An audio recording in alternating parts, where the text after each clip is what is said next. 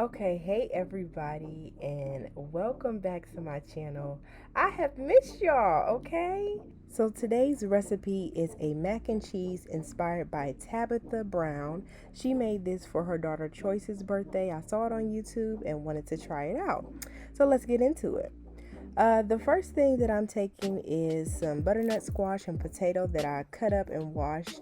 I'm going to drain it and put it back into my pot here, and then add some water to it.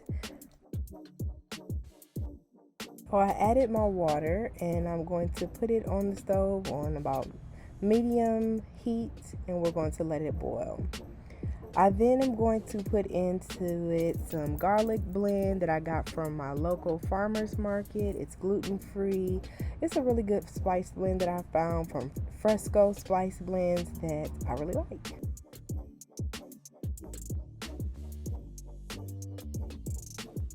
And I would say that's probably about a tablespoon and a half.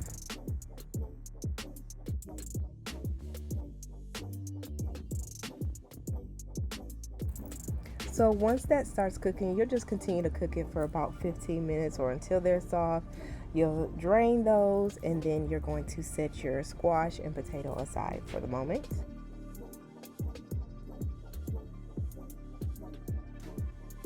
Next, I'm going to start to work on my noodles. So I just take another pot of water, add some salt, and I'm going to let that come to a boil.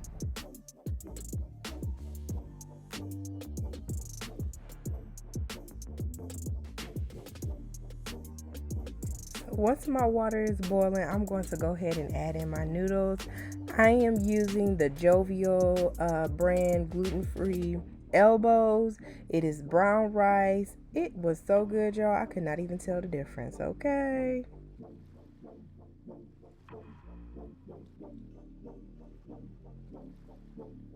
So I'm just going to stir it around a little bit just so my noodles don't stick as they continue to cook.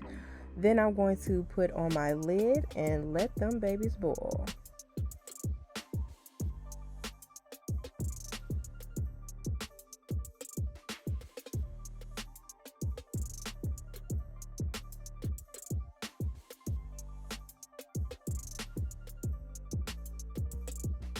So once my noodles have come to a boil, I'm going to drain them and then set those aside.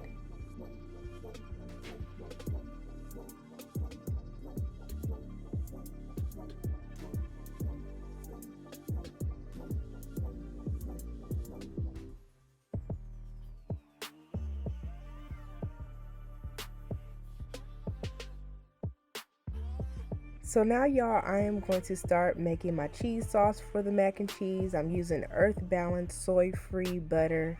I use one of the packages that come in the container, which is about 8 tablespoons. I melted that down.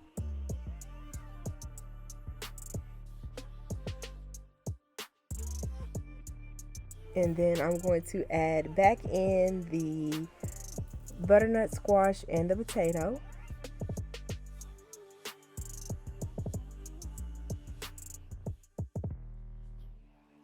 And then add a cashew milk yogurt. It's dairy free that I got from my local food market. I probably added about at this time close to about a half of the container in there, because this is what's going to make that mac and cheese so nice and creamy. And you gotta have a mac and cheese that's creamy. So y'all, I was trying to stir this up, and as you can see, I was struggling. Tabitha, when she did it, she had no problem stirring. So I don't know what kind of magic she was using, but that spoon was not working for me. Okay, so I got out my masher because I wanted this sauce to be very, very nice and creamy. I don't know if it was because maybe I didn't let them come back up to room or heat up good enough so that it would be soft again, or what I did wrong, but I needed the masher. Okay, I want a creamy sauce.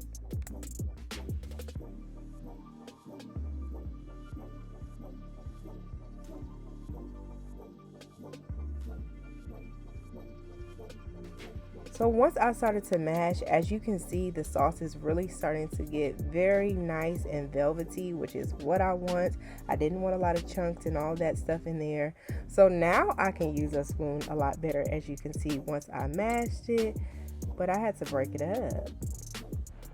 I added in a little bit more of the yogurt to make sure it was good and creamy.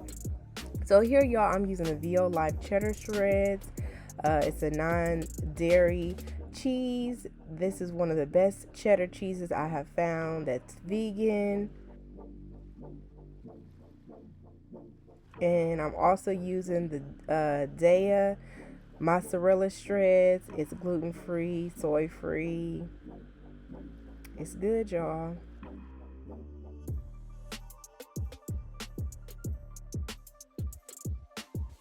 And then I'm going to add in my nutritional yeast. I probably added in about a half cup of that.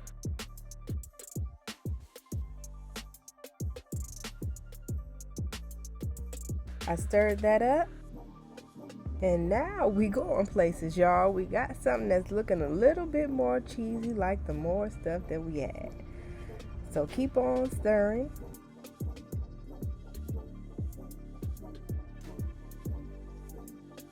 And then I also added in the dairy-free Follow Your Heart Parmesan shreds and some of the Planet Oat Milk Extra Creamy Original, which I would say is probably about a half of a cup. Again, y'all, I am trying to make sure this mac and cheese was extra creamy, okay?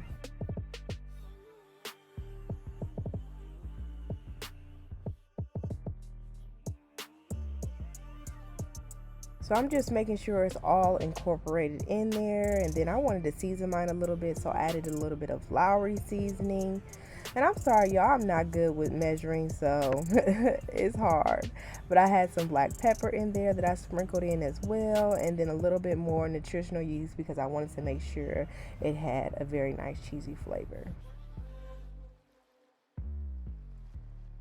A little bit more milk, because you want it creamy but not too thick.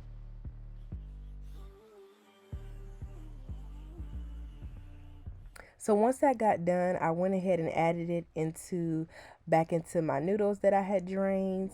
It looks a little lumpy here, but I promise you once it gets cooked down that those lumps and all that will be going out of there. So then I took just a casserole dish. I have a little bit of the leftover sauce at the bottom, and then I add the rest of the noodles and sauce because I am going to bake this. I want it like a comfort food, y'all. I wanted some baked macaroni and cheese. So I added in a little bit more of the Follow Your Heart Parmesan just to make sure it was, look, I'm trying to get all the cheese flavor I can get. Stir that in there.